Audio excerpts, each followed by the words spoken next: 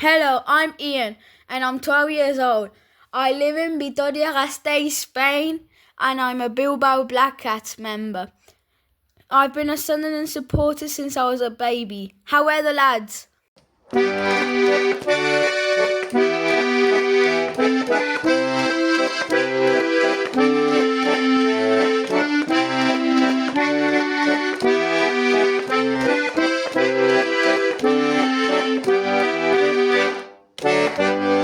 Might be an opportunity. Chris Rigg takes it on. Rigg still there. Goal! He scored! Chris Rigg has scored for Sunderland! A challenge from Trey Hume. Yeah, I think he wants a free kick earlier. Alan Brownie feels he's pulled him back, but Trey Hume makes a good challenge. He's Mundle. Mundle! Mundle! Yes! What a hit! Hello, Enrico from Black Cats of Italy speaking. Just a quick report about my away match in Luton. So I saw two fantastic goals, very, very good. We were quite lucky, to be honest, because the pressure was more from Luton, but important, as always, are the 3 points. My favorite moment was to see Danny, the Bulgarian mafia, fantastic, fantastic man. And another good moment was the celebration at the end of the match from the players, especially Wilson Isidore. Hello and welcome to another episode of Black Cats Chat, the Sunderland AFC International Fans podcast. So Sunderland are playing 3 games in 6 days, and we thought we'd do 3 pods in 7 days as well to match them. So today I'm joined by Justin Warner from SAFC Nassau in Canada. Good afternoon to you, Justin. Hey Dilly, how you doing? All good, mate. So we've had like a midweek victory that we probably weren't expecting, were we? We'd have settled for a draw against Luton. We got a 2-1 kind of smash and grab. It was great to see some of our international fans there. Dimitrov was there from Bulgarian branch. Enrico Milani came over from Italy, and we heard his message just before we came on the pod. And so, well, first of all, Justin, the starting lineup was the big thing, wasn't it? Because we didn't really expect Patrick Roberts to get dropped. We thought Brown might come in, but possibly for Rigg. What did you make of that? Yeah, it was a bit of a surprise. I mean, Paddy Roberts didn't have the best game against Hull. I think even he would have admitted that, but didn't really expect him to get dropped. I mean, Rigg obviously played at right wing last season under Mike Dodds and did a job, but I mean, like much of the rest of the team at that time didn't pull up any trees. So yeah, it was a bit of a strange one. Couldn't really see any like tactical reason for it particularly. I mean, it's not like they had fullbacks that were overlapping or anything else like that. They were just long ball 100% of the time. But yeah, it was an interesting. Yeah, I think to me it kind of made sense because it's a very narrow, compact pitch, and Roberts probably isn't the best in terms of defending. And you thought if Rigg could play out wide, he might be able to get on the ball, do something with it. But it didn't work, didn't it? That first half, we were quite under the cosh, weren't we? Yeah, I mean, part of the problem as well was Riggy got booked fairly early on as well, which kind of meant that he had to be very careful. So yeah, there would, from a defensive perspective, he wasn't getting hugely involved, and yeah, he's not a winger, so he was struggling to do very much, as were most of the team. Let's be honest, in the first half. Yeah. What do you think went wrong for us the first half? Why didn't we get a grip of the game? Because I mean, I remember watching. Well, I didn't get home until 5 minutes after kickoff, and I saw the Twitter notification saying "Great chance for Sunderland" after 1 minute, and I thought we've had a good start. And then the rest of it was just they threw the kitchen sink. So why do you think we couldn't get a grip? It looked like the midfield was set up very deep, and you could kind of see that the long balls were coming in and we were clearing them. They were just going straight back to them. We couldn't get the ball to Isidore at all. Mundle was doubling up as a sort of an extra wing back with Thirkell on the left. And as you said earlier, Chris Rigg didn't have his finest game.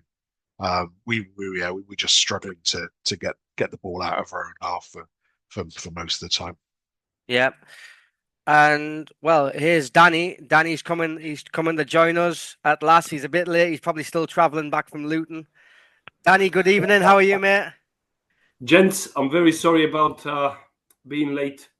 Bulgarian there was quite a few things timekeeping. I had to do urgently, and I was just all over the place.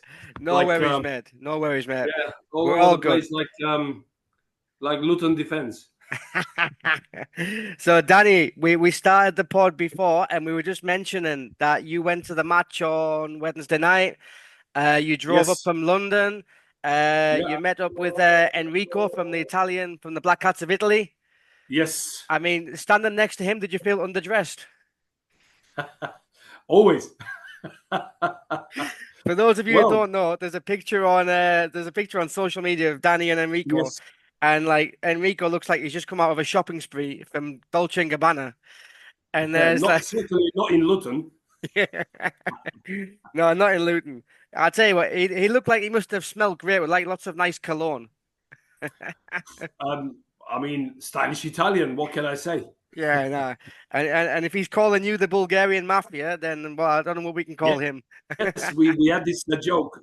We had this joke for years. I mean, I've known Enrico for so long, and obviously I've been to the Italian party that he's organizing in June in Paratico. Mm-hmm. I've been there twice, and we've been good friends ever since. We've been to games together. He's a great lad, very organized at the parties, very kind. I mean, what a pleasure to meet him and to share our passion towards Sunderland. Yeah, and we were talking before, Danny, me and Justin, about the first half, about how it was difficult for us to get a grip of the game. What was it like in the stands from the Sunderland fans' point of view? Were the fans getting frustrated of seeing us constantly defending and seeing Luton bombarding us, basically? Well, yes, of course. Around me, I could hear everyone being worried about it, and not that who's been to this ground before that didn't know how they play. I certainly been there a few times, and I knew what to expect. I'm sure Sunderland knew what to expect. The players and manager, they knew what to expect as well. The Luton has always been a really, really tough opposition and quite physical. And I mean, I always compare them to rugby players. I mean, 5 or 6 of their players were like proper rugby players. And I, particularly number 29, because I was behind the goal and I was quite close. You know how close you are to the pitch at this ground. Wait, you're in someone's house. And I could see this number 29, I've forgotten his name. This guy was like lowering himself down, and he was like ready to sweep all the players away, like in rugby. It's like, what the hell is going on here? Like every corner, I think they had 10 corners. Every corner, he was doing exactly the same thing, pushing. He was pushing everyone in front of him. Yeah, it was, and we just couldn't cope with it. I mean, it was really tense game. But you know what? I liked it so much. These tense games, I love it. The atmosphere was great, and there was all sorts of situations where players were arguing and grabbing each other's throats, and it was just a proper championship clash. Yeah. And in this old-fashioned ground under the floodlights, it was unbelievable. And that's what we want to see. We want to see those type of matches. Exactly, and you could see that the lads are fighting and battling hard, trying to stop them doing that, trying to stop them, like bullying them, basically. Yeah. And we scored 2 fantastic goals, literally 3 meters away from me. Yeah. And it was such a great feeling to jump up in the air when the ball is in the back of the net. And I couldn't be more happier than to see Chris Rigg scoring again, and he showed how happy he was when he scored, and then Mundell as well, like a beauty, a typical goal for him as well at the right time after they equalized. It was a really strange game in a way, but I enjoyed it very, very much. Yeah, no, and that first half, Justin, when we were watching it, we must have thought that this could be like a heavy defeat if the players crumble. And because we have got such a young team, that was always the risk, isn't it? That the players could just like crumble under the pressure, but they didn't, did they not? They stood firm. Yeah, I mean, a lot of people have been saying on social media sort of that's the sort of game that we would have lost a year or 2 years ago. Yeah, like you say, they stood strong, took it on the chin and kept rolling with it. And we got a little bit lucky with the goal. Well, the goal that was ruled out for offside. I think the replay showed that the Clark, I think it was obviously in an offside position, and did try to head the ball. So he was interfering with play, so he was offside. But yeah, those are the kind of decisions that we wouldn't have got a year or 2 years ago as well. So yeah, very happy to go into halftime at 0-0. Yeah, I mean, it was a very bitty game. There were like a lot of small fouls that the referee seemed to be given for them and absolutely nothing for us. And as you mentioned, that offside goal, I mean, I've seen Luton fans saying that he was ducking out of the way. I was like, yeah, come on. Yes. I mean, even Sky Sports Twitter feed was saying that's a ridiculous decision. How can you give that offside? And I was like, and then even Specsaver's Twitter account replied to Sky Sports saying like, do you need help, guys? Yeah. So... But as you mentioned, yeah, I mean, a couple of years ago we would have crumbled. I mean, we saw that in League One days under League Johnson with the Bolton defeat comes to mind. When I think when you get bullied like that, and especially if your coach loses the plot as well, I think that kind of like passes on to the players and then they get affected. But I think a lot of our determination and stubbornness now comes from Lebris because Lebris is very calm on the bench, isn't he, Danny? He doesn't get agitated. Yes. And I think that passes on to the players. Well, what I've noticed, I think it was early in the second half, and that might have changed the way we played. But he got hit by the ball on the head. And I joked with my mate. I said, you know what? Something might happen. He changed the tactics and we might do something.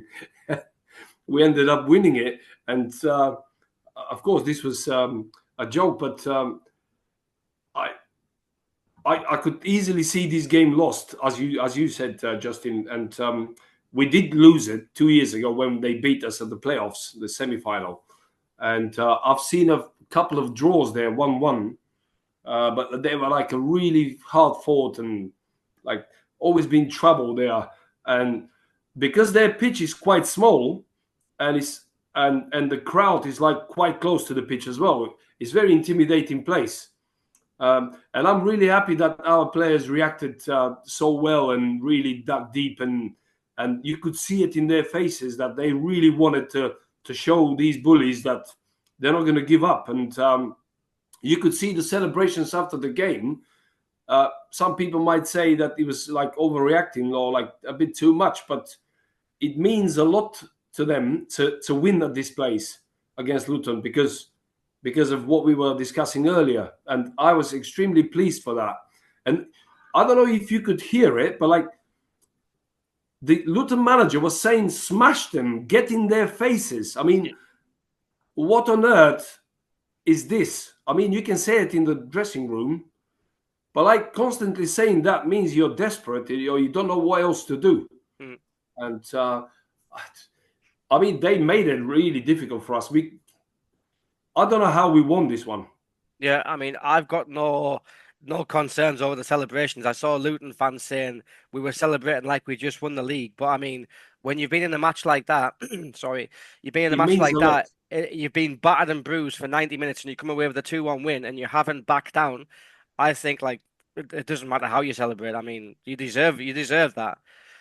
It shows how our youngsters have grown in the last 2-3 seasons, and the way they celebrate, and you can see this togetherness in the team, and I really, really love this. And I mean, we mustn't forgotten Patterson. He made 2 or 3.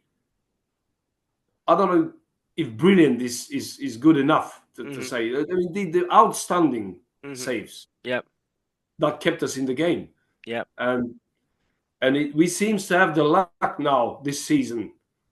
Yeah. Although Leeds scored from an offside against us, but then we equalized with this funny goal, and then now they had a goal disallowed. It seems that when you're at the top, the Lady Luck is with you. It seems so, doesn't it? And Justin, well, on 55 minutes, we got the goal, Riggy. I like to see Rig in that position, just like drifting into the centre of the box and timing it right. Because I thought last week against Hull, I made a point on with Martin and Mark during the week about the Hull game that Riggy was drifting out wide too much, and he was trying to do triangles with Roberts. And I was thinking, just get in the box. His goals have always come from being in that middle bot in the penalty spot, getting in the right place at the right time, and finishing it. And I think he did that, didn't he? With his goal, he got into a great position, and it was a great finish. Very composed. Took it very, very well, because he had to sort of dig it out of his feet a couple of times, sat the defender down, and I think the goalie was expecting another Isidore chip over him, and he just kind of put it through his legs. So yeah, very, very nice finish. And yeah, like you say, it's good to see him getting into those positions. I think the challenge definitely is in the Lebris setup is that we do tend to play the triangles down the side, and we don't necessarily get numbers into the box and support. So yeah, it's good to see the midfield getting up there. Yeah, well, I mean, he's got what, 3 goals in 11 games. I mean, you'd expect him now to break that 10-goal barrier, wouldn't you? You'd certainly hope so. Yeah. Yeah. And Danny, the lead didn't last for long. I mean, it lasted all of 8 minutes before they scored. It seemed like a very soft free kick to give away. I think it was Cirkin to give away a free kick, but to me, it just looked very soft. And then Yes, I've noticed the same thing, like at real time when I was like watching it. Although I was behind the goal on the other end, but it was quite clear that their player just fell on the floor. Yeah. And he got it. He tricked the referee, and he got it. And every cross Luton make it brings danger. So unfortunately, that's what happened. And I mean, you could see it coming. Like they were knocking on the door for some time, and then eventually they equalized. And this was like quite soon after we scored, which was disappointing from our point of view. But again, Championship, it's just tough opposition. I don't know why they're 18th at the minute, really. Yeah. I don't know how QPR beat them. I'm not sure, but like this is again Championship. Yeah, teams beat each other. There's no logic. Yeah, Justin, it was a soft free kick that we shouldn't have conceded. Yeah, I mean, and Justin, what could we have done better in that free kick situation to probably have prevented the goal? Track some runners would have been nice. I mean, I think it was a double whammy. I think Neil switched off to allow the lad at the back post to get into position to knock the ball square, and I think the big guy who scored was Job's man, and he just let him run off him. So yeah, it was just kind of a double whammy of just players, I won't say falling asleep, but sort of just turning off for that like millisecond or whatever that it took to sling the ball in and get it across. And yeah, I mean, Patterson had no chance in stopping it. It was a great header. But yeah, it was a little bit disappointing in the fact that, as we said, it was a soft free kick, and then it was a soft set play as well. We could have done so much better. Yeah. So Danny, when that goal went in, then what were the fans thinking? Settle for a point, or? Well, I mean, in football, like when things change on the pitch, you switch to your different expectations, and I don't know what other people were thinking, but like I was still hoping that we can nick it. And of course, away games you will always accept a draw, especially against Luton, because we always seems to struggle when we play against them. So in a way, I'm thinking, well, we mustn't lose. I mean, that's always the ambition, not to lose, especially now when the other teams drop points, and you're thinking, if we do that now, that's going to be like a really good. It's a good situation to clear away from all the chasing teams. Yeah. And luckily for us, it happens. it happened. So yeah, but it crosses your mind. You're thinking, well, maybe they will go on and win it. And it's good to see how players react after setbacks like this. But luckily, we reacted quickly. Yeah, it was like And 3 minutes later, 3 minutes after yeah, they scored, and like Justin, it was a cracking tackle by Trey Hume on the halfway line, wasn't it? Yeah, I mean they were complaining that Job and I think Brown had been pulling Chong back as well before that tackle, but yeah, that was worth the entrance fee alone. It's, Yeah, typical Trey Hume. When he gets them right, he gets them right. yeah, yeah. And then when Mundell picks up the ball with plenty of space, you know what he's going to do, don't you? You know what he's aiming. He's going to drive into the box, and then.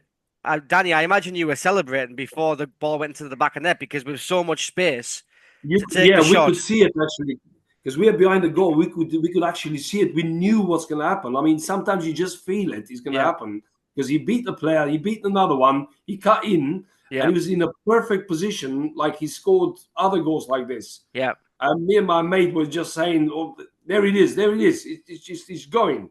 And when he actually made a strike, and you could see it like heading into the right direction. And what a pleasure that was. I mean, that's what you train for. You train every day in training those type of shooting drills. If you get that much space and time, you know where to hit it. It was a perfect goal and a typical goal for him as well. And he worked hard to get there. And it was a crucial time, like when they equalized, like to go back and take the lead. It was pure perfection.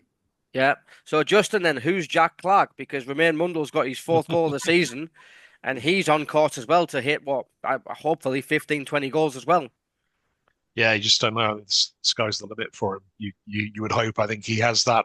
I mean, he sort of said in the post-match interview that he saw it opening up and fancied his chances. But he does have that ability to go either side as well, which is perhaps a little bit more different than Jack Clark. Jack Clark was very much the cut inside, like 99% of the time, whereas Mundell does like to mix it up a bit. But yeah, I think sort of kudos to both O'Nien and Wilson Isidore, who both made really intelligent runs off the ball as well, which helped open the space up for Mundell. I think O'Nien was first to pull the defender away, and then Isidore did the same thing for the penalty spot, and they really opened up the far side.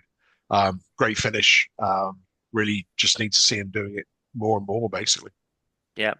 And like, so that Danny, after that, the game went on and Luton got more and more desperate. But in the end, we held on for the win. But there was a bit of controversy at the end. Like Luton felt they should have had a penalty, but I mean, it was very soft, wasn't it? I mean, there was nothing there. No way. I mean, I watched the highlights after, and there was no way that this was a penalty. I mean, the guy just dropped on the floor like by himself, and then I think another one tried to not tried actually. Another one fell on the floor as well, and you could see that they were trying all the dirty tricks in the book to get this equalizer. But I'll tell you what, it was a nail biting. I mean, it was originally he gave 5 minutes at a time, but there was I think Patterson had a small injury, and he extended the time, so he went like to 7 or 8 minutes, and then it feels like 2 years, 2 minutes. It's especially at this place and when you're leading 2-1. But the lads deserved all the credits for this game. Yeah. And I just wanted to go back to Trey Hume because I think he's an unsung hero. He progressed so much, this guy, in the last few years. It's just unbelievable. What a bargain he was. And that also shows you how important tackles are. Like from this winning tackle, we went on to score the winner. So that tells you how important it is to have players like him. Yeah, definitely. To rob the ball from the opposition and then counter-attack quickly and then score. So yeah. And it could have worked out the other way. He could have made a foul and he could have been given a yellow card. And exactly. He's got a suspension. That moment is gone, and then you will get yellow carded, then you will be frustrated, and then one leads to another, and then you end up losing the game. Yeah. And then We've seen this many times before, but like now it looks like the lads are getting wiser. They're getting more experience, and also when you're at the top, of course, you're gonna get more confidence in you. And that brings me on to my next point, Danny. That brings me on to my next point about the team getting football wiser. has always been about mentality. And and especially like Anthony Patterson, Justin. I mean, he was like doing a bit of like game management with a bit of a fake time wasting, but his smile gave it away, didn't he? I was just about to say, it's somebody needs to tell him not to go down laughing when he's pretending that he's injured. But yeah, goalkeepers are the ultimate shit houses, to be honest. He needs to go to acting classes. Yeah. He needs to like watch like Sylvester Stallone in Escape to Victory. Do you know what I mean? And but yeah, he did it a few times. He was like limping, but you can tell that he's not a very good actor. But I think like, listen, this type of shit housing, as we call it, I mean, other teams do it, so why shouldn't we? Right? I mean, I can't see anything wrong with that. Yeah, because obviously the goalkeeper is the only player who can't go off the pitch for treatments. So I think that, listen, if it keeps on going the way it is, I think like the EFL, they might look at the rules and just say like, hang on, like clubs are taking the mick here. But I think and until that time, I'm happy for us to like time waste because everyone else does it, don't they? They all do it.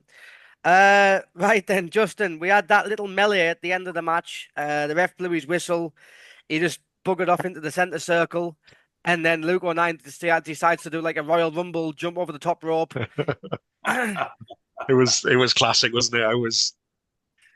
There were two parts to it. I mean, obviously their goalie had gone up for the corner, and we'd broken away, and Mepham took the ball off him, and then it looked like his studs got stuck in the goalie's laces or something like that. The goalie took exception to it, and like Chris Mepham just laughing in his face was classic. And then like you say, the players pile in, and then from on high, here comes Luke 09. So yeah. That could either go two ways. Could he like defuse the situation completely, thinking, "What the hell's he doing?" Or he could make it worse. I honestly don't know. I honestly don't know what he thought he was doing. I was trying to work out whether he was trying to pull somebody away or what he was trying to do. But yeah, it was one for the ages, definitely. I think that he wanted to see what's going on from above. Yeah, could be. It reminded me of like Scooby Doo and like little Scrappy Doo, like saying, "Let me at him, let me at him." But anyway, he's good at jumping, isn't he? Like when we scored this equalizer against Leeds, he also jumped on top of everyone. Yeah. No, he likes to jump, doesn't he? It's becoming a habit for him. Anyway, right. So we took the 3 points, which was like very well, very much appreciated. We're 3 points ahead at the top. And I think I've got it written down here. I think we're 8 points ahead of 7th as well. So like we're comfortably in the playoffs as well, and we're top. I think now the league is starting to separate, isn't it, Danny? Yes, I mean it's shaping up at the minute for sure. I can easily see at least 6 or 7 teams that are going to be contenders, and they will be probably right up there at the end of the season. So hopefully that we're going to be there as well. But what I was hoping is every time where we win like this, or any win, opposition drops points. Like is what happened this week. So I'm really hoping that that's going to repeat this tomorrow. But you know that winning against Luton now and then failing to win tomorrow is all going to be for nothing. Yep. So we need to stay focused. We need to get this game wrapped up. Mm-hmm. Oxford are like an awkward team to play. They had 5 draws in the last 5 games, which is quite strange. Mm-hmm. But they had a good start of the season, and it's one of them tricky games. And I know at home we're quite good, and I hope we have a good, decent result against them. But like, I just don't want to see the lads dropping off a little bit. We want to see them gaining a momentum and using every opportunity to extend the lead.